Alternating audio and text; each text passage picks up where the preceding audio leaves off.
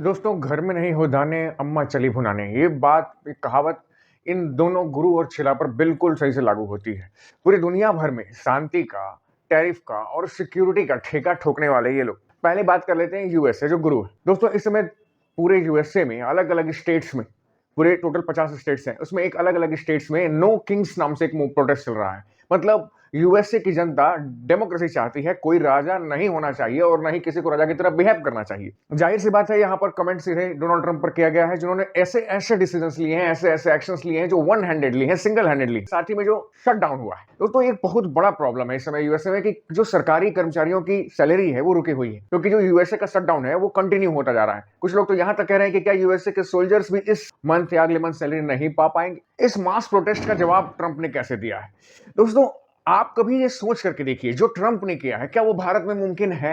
भारत में भी इस समय 28 स्टेट्स हैं, उनके अलग-अलग मुख्यमंत्री होते हैं, भारत का एक प्रधानमंत्री होता है। तो क्या भारत में कोई मंत्री, प्रधानमंत्री, मुख्यमंत्री ऐसा कर सकता है जो ट्रंप ने रिएक्ट किया है? ट्रंप ने अपने ट्विटर, अपने राज का जो ट्रुथ सोशल पर एक वीडियो पोस्ट किया है, जिसमें वो सच में एक किंग की तरह, एआई का वीडियो है, सच में किंग की तरह बिहेव करते हुए देखे जा रहे हैं। अब ये सिर्फ इतना ही नहीं है, इन्होंने जो ये क्लिप लगाया है, इस क्लिप में उन्होंने दिखा रहा है कि वो अपने ही देश की जनता के ऊपर, डेमोक्रेसी में अपने ही देश की जनता के ऊपर मल त्याग कर रहे हैं। एक प्लेन में बैठे, उड़े और उस प्लेन में बॉम्ब नहीं गिराए, मल गिराया, लिटरली शिट। इन्होंने पूरे ऑल ओवर यूएस जो प्रोटेस्टर्स हैं नो किंग्स के, उनके ऊपर गिराया है। कमाल की बात, पहली बार मैं ऐसा प्रेसिडेंट देख रहा हूं जो इतना ओछापन दिखा रहा है पूरे वर्ल्ड में। फिर भी क्या कर सकते हैं आप? दोस्तों, इसकी वजह क्या है? इन्फ्लेशन। फिलहाल जो टैरिफ इन्होंने दंदनाए हैं पूरे वर्ल्ड में, इसके चलते एक सप्लाई चेन इशू आया है और इन्फ्लेशन जबरदस्त बढ़ी है। अगर हम पिछले मंथ का डेटा देखें तो ये 2% से ऊपर है। अब 2% की बात पर आप कहेंगे ये तो बहुत कम है। दोस्तों, इस समय आप भारत में जितनी भी महंगाई फेस कर रहे होंगे, अपने अपने पर्सनल व्यूज हो सकते हैं, वो 1.54% है। मैं अपना डेटा या किसी इंडिया के गवर्नमेंट डेटा की बात नहीं कर रहा हूं, ये वर्ल्ड डेटा है।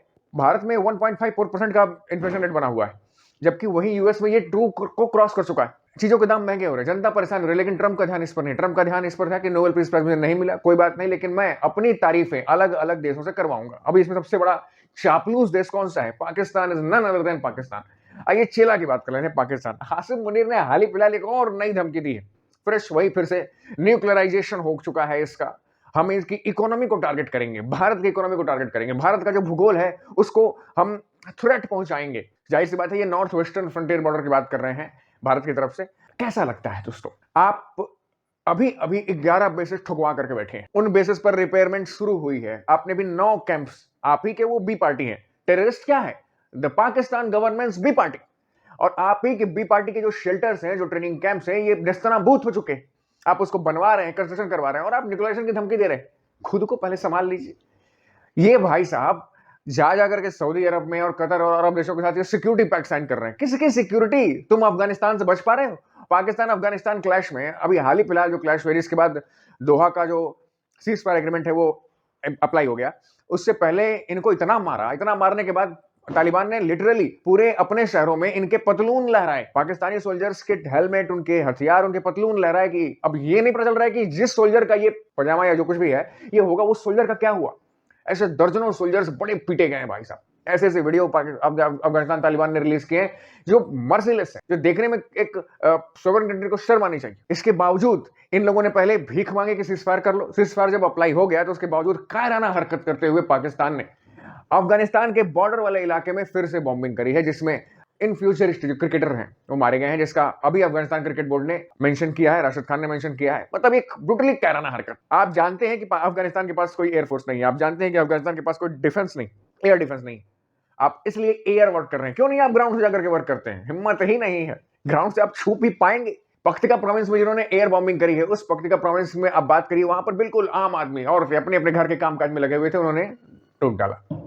ऐसी हरकत भारत की तरफ करके दिखाई है। अपने सिंदूर में इन लोगों के एयरबॉर्न जो हेलीकॉप्टर्स, इनके जो बड़े बड़े प्लेन्स थे, धू धू करके चल गए भाई साहब। F-16 खत्म हो गए, खड़े और ऑपरेटेड दोनों। तो कहने का मतलब भारत को धमकी देने से कोई फायदा नहीं है, ये आपका डर दिखा रहा है। भारत पूरी तरह से एग्रेशन में बना हुआ है। जिस दिन ऑपरेशन 2.0 सिंदूर 2.0 लॉन्च हो जाए, उस दिन का हमें इंतजार है। आसिम मुनीर, जब तक डोनाल्ड ट्रंप का हाथ है, अपनी बाकायदगी अपना मुंह चला लो, और चला ही रहे। बूट लीकिंग के अलावा इनको आता क्या? अब तो लग रहा है कि डोनाल्ड ट्रंप हर जगह इनको साथ में एक तारीफ करवाने के लिए लेके जाएंगे। हाँ भैया, आप आइए तारीफ कर दीजिए हमारी। दिखा रहा है कि अब जो भी पाकिस्तान के आवाम की बात है। पाकिस्तान की आवाम अगर अपने आप को सोवरेन मानती है, अपने आप को एक रिस्पेक्टेड कंट्री मानती है, तो क्या कर रहे हैं आपके प्राइम मिनिस्टर ये? Let's see. इनको लगता है कि इनकी डिप्लोमेसी ट्रंप बेस्ड बैक में चलेगी। कब तक चलेगी? जब तक कि ऑपरेशन सिंदूर 2.0 लॉन्च नहीं हो जाता है। तब तक इनको उड़ने दीजिए जितना उड़ रहे हैं। जय हिंद।